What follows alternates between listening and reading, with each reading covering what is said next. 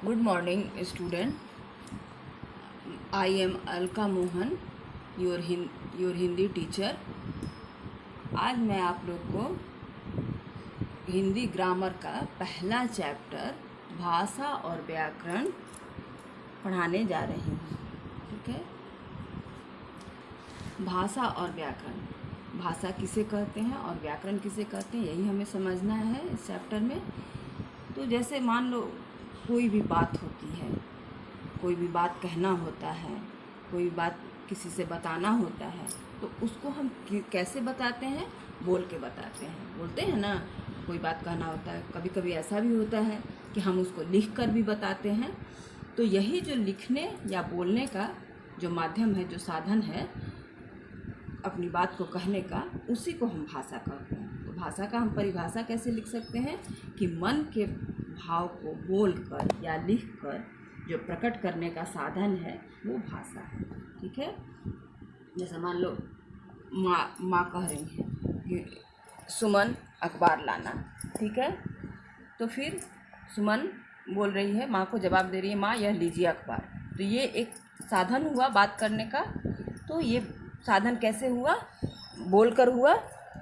कोई जानवर की आवाज़ है, जैसे बिल्ली की आवाज़ है, कौवा की आवाज़ है, बिल्ली म्याऊं म्याऊं करती है, कौवा काँव काँव करता है, ये सब बोलने का बोलकर बताने का साधन हुआ। तो ये भाषा हुआ। ठीक है।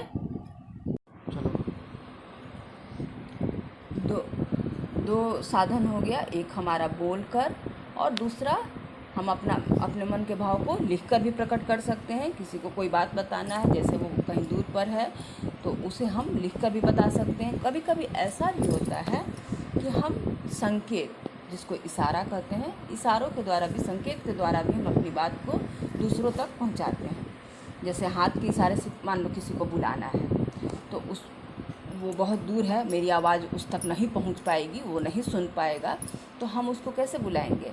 वो अगर देख रहा है तो उसको हाथ के इशारे से बुलाएंगे ना। तो ये हमारा एक साधन है। इसको हम कहेंगे सांकेतिक भाषा, यानी कि संकेत से बुला रहे हैं, संकेत के द्वारा उसको बुलाए हैं। तो इस प्रकार संकेत की भाषा भी हम भाषा के रूप में, हालांकि ये है कि संकेत की जो भाषा है उसको हम भाषा के रूप में शामिल नहीं करते हैं। भाषा में केवल दो ही रूप शामिल होता है, दो ही होती है, एक मौखिक होती है और एक लिखित होती है। लेकिन संकेत के द्वारा भी बात हम करते हैं, इसलिए इसको कहा जाता है। तो ऐसे हम मानते हैं कि भाषा का जो रूप होता है वो दो ही होता है, एक मौखिक होता है। आप फिर तो वाला भाषा का रुक जाओ, भाषा का दो रूप फिर से बोलो। ये मैसेज आ गया। ठीक है, भाषा का फिर दो रूप फिर से बोलना, वहीं पे ना वजह है। चलो। भाषा के दो रूप होते हैं, एक होता है मौखिक, जिसको हम ओरल भी कहते हैं, और दूसरा होता है लिखित, यानी कि रिटन। मौखिक अभी आप लोग को बताए कि जो बात हम किसी से भी कहेंगे तो बोल कर कहेंगे। अभी हम जो आप लोग को पढ़ा रहे हैं, बता रहे हैं, वो क्या है मेरा, वो हम बोल कर बता रहे हैं। तो ये हमारा जो साधन है भाषा का, वो साधन कौन सा है? मौखिक है, बोल रहे हैं। लेकिन अभी इसको मान लो मैं लिख रही हूँ, अगर ब्लैक बोर्ड पर आपको लिख कर बता रही हूँ कि इसको आप लोग को लिखना है, तो मैं जो लिखूँगी वो लिखित भाषा हो जाएगी, और आप लोग उसको नोट डाउन करेंगे तो वो भी लिखित हो जाएगा। तो इस तरह हम भाषा का दो रूप कह सकते हैं, मौखिक और लिखित। तो मौखिक का हम परिभाषा कैसे देंगे कि मौखिक का अर्थ होता है बोलकर। तो जब हम बोलकर अपनी बात कहते हैं तो उस भाषा को हम मौखिक भाषा कहते हैं, वह भाषा का मौखिक रूप कहलाता है। ये हमारा मौखिक भाषा का परिभाषा हो जाएगा। फिर आगे हम उसको लिखेंगे लिखित भाषा। तो लिखित का मतलब ही होता है लिखना, लिखित का अर्थ होता है लिखा हुआ रूप। जो चीज़ इसको मैं लिखूंगी तो ये हमारा लिखित भाषा, वो भाषा का जो होगा वो लिखित रूप हो जाएगा। तो दो तरह का भाषा हो गया, मौखिक और लिखित, दोनों की परिभाषा भी हो गई। इसके अलावा भी जो होता है वो कई तरह की भाषाएं होती हैं। आप लोग को पता है हमारे पूरे दुनिया में भी बहुत सारी भाषाएं बोली जाती हैं, बहुत।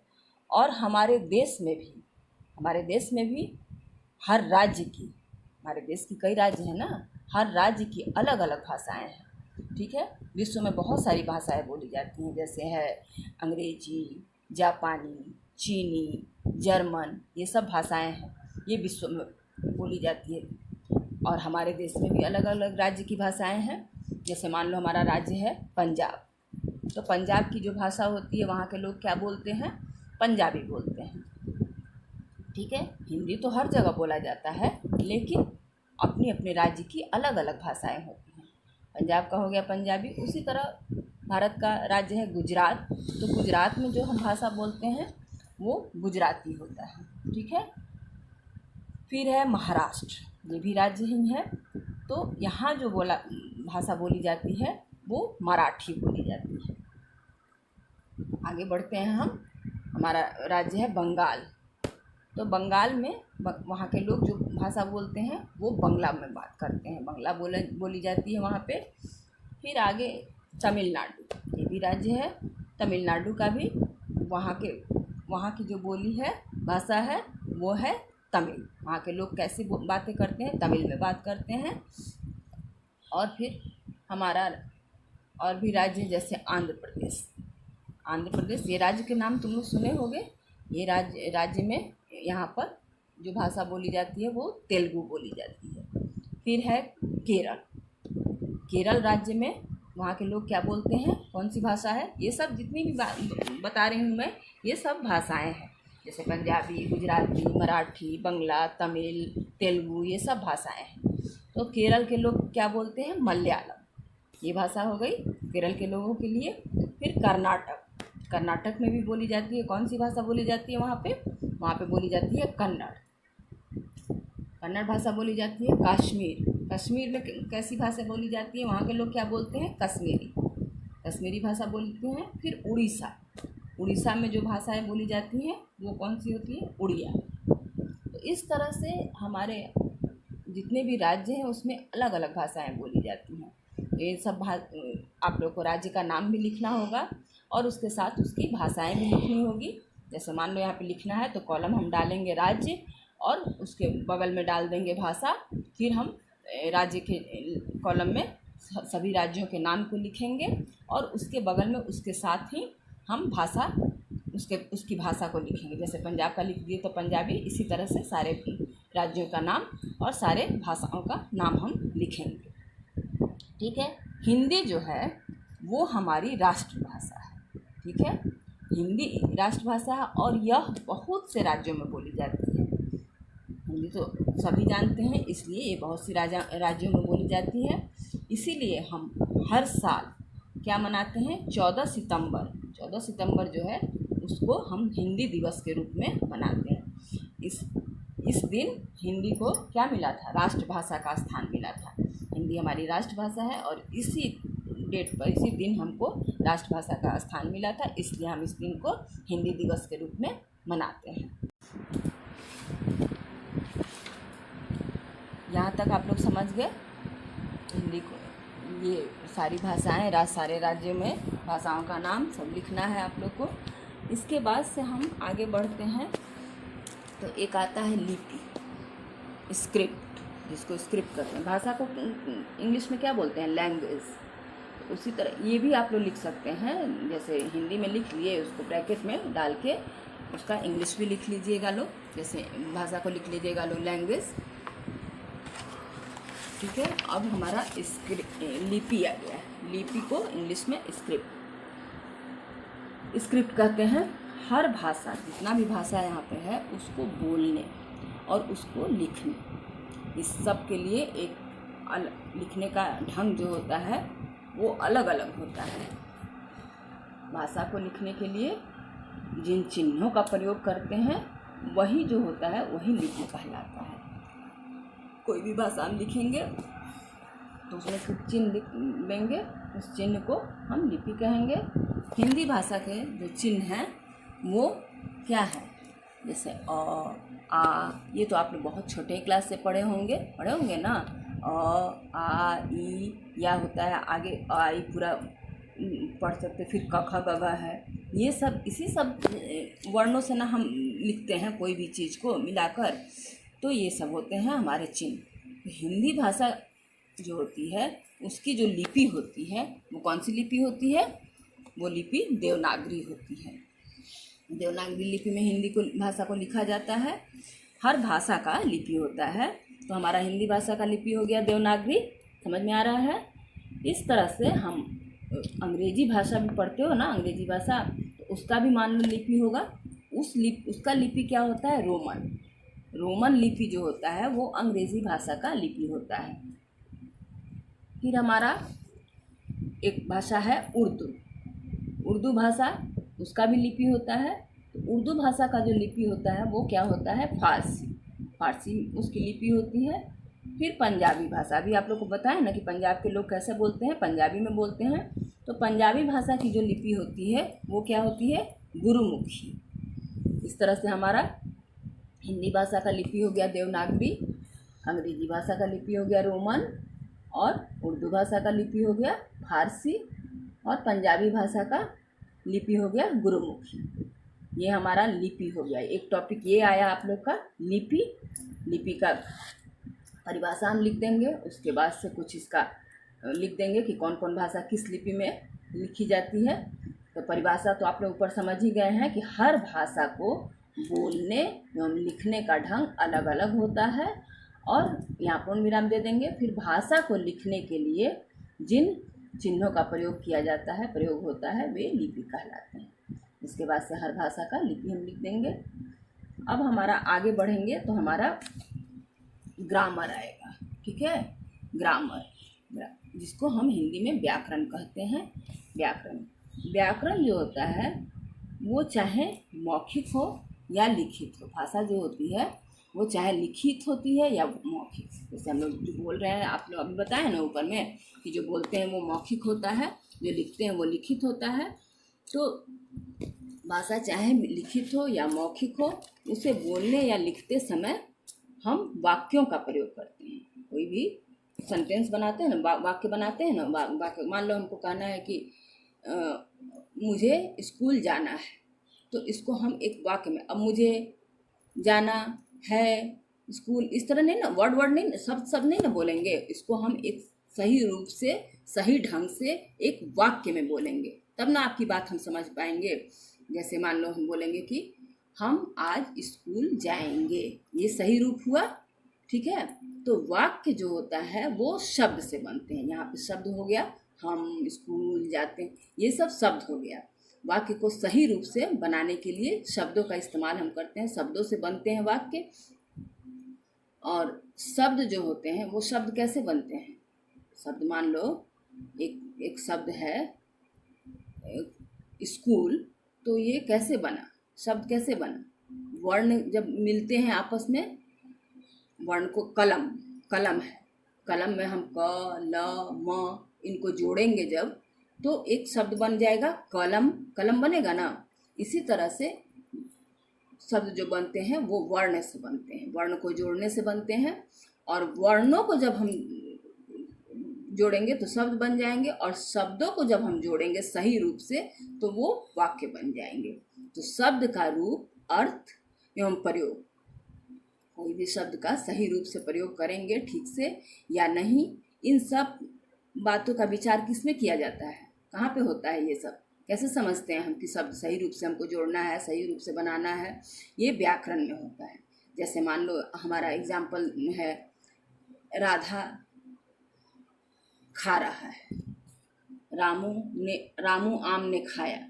ये सब बातें क्या हैं? बहुत ज़्यादा अटपटी लग रही हैं। इन वाक्यों को पढ़ने में अटपटा सा लग रहा है ना। रामू आम ने खाया, ये क्या है? बिल्कुल रॉन्ग है, गलत है। समझ में नहीं आ रहा है कि क्या बात है, इसका अर्थ समझ में नहीं ना आ रहा है। लेकिन इसी को जब हम सही रूप से जब उसको हम कहेंगे तो कैसे कहेंगे? राधा खा रही है ना, राधा स्त्रीलिंग है, तो राधा खा रहा है, ये गलत हो जाएगा। और इसी को हम सही रूप से बोलेंगे कि राधा खा रही है, ये मेरा जो वाक्य होगा ये बिल्कुल सही होगा। यहाँ पे शब्दों का इस्तेमाल भी जो है वो सही रूप से किया जा रहा है, तो राधा खा रही, ये सही हो गया। इस प्रकार हम इसको लिखेंगे। फिर दूसरा जो मैंने बताया है कि रामू आम ने खाया, ये भी गलत है हमारा, बिल्कुल अटपटा लग रहा है। तो इसको भी हम सही रूप से कैसे कहेंगे कि रामू ने आम खाया। ये सही रूप से हो जा रहा है। इन वाक्यों को पढ़ते ही हमें इसका अर्थ समझ में आ जा रहा है। ये समझ में आ रहा है कि भाई राधा खा रही है और रामू ने आम खाया। ये हमारा वाक्य बिल्कुल सही है, बिल्कुल सही है। और ऐसा इसलिए हुआ है, ऐसा क्यों हुआ है?